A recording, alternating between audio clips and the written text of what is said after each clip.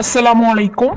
நம்ம இன்னைக்கு என்ன வீடியோ பார்க்க போறோம்னா, உங்கள் வீட்டிலும் மலக்குமார்கள் வருவதற்காக இந்த அமலை செய்யுங்கள்.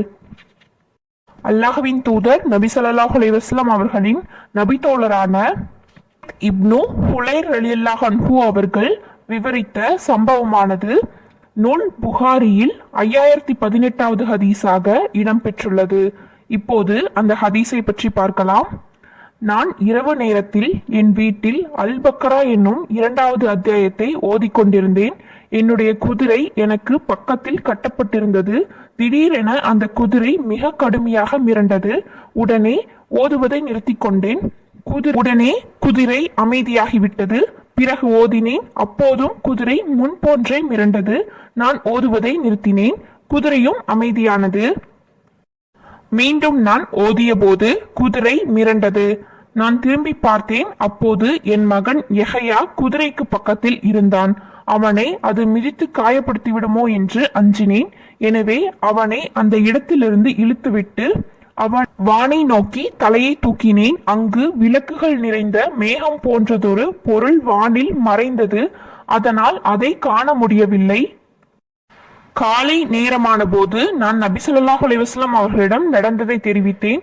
அவர்கள் ஏன் ஓதுவதை நிறுத்தினீர்கள் என்று கேட்டார்கள். நான் என் மகன் யஹ்யாவை குதிரை மிதித்து விடுமோ என்று அஞ்சினேன்.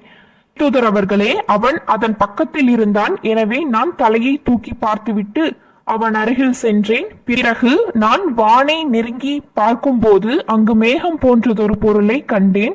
அதில் விளக்குகள் போன்று பிரகாசிக்கும் பொருள் இருந்தன. உடனே நான் வெளியே வந்து பார்த்தபோது அதை காணவில்லை என்று நான் சொன்னேன். அதற்கு நபி ஸல்லல்லாஹு அலைஹி வஸல்லம் அவர்கள், அது என்னவென்று நீ அறிவாயா என்று கேட்டார்கள். நான் இல்லை, தெரியாது என்று சொன்னேன். நபி ஸல்லல்லாஹு அலைஹி வஸல்லம் அவர்கள், உன் குரலை கேட்டு நெருங்கி வந்த வானவர்கள் தாம் அவர்கள். நீ தொடர்ந்து ஓதிக்கொண்டிருந்தால் காலையில் மக்கள் அதை பார்த்திருப்பார்கள். மக்களை விட்டும் அது மறைந்திருக்காது என்று கூறினார்கள்.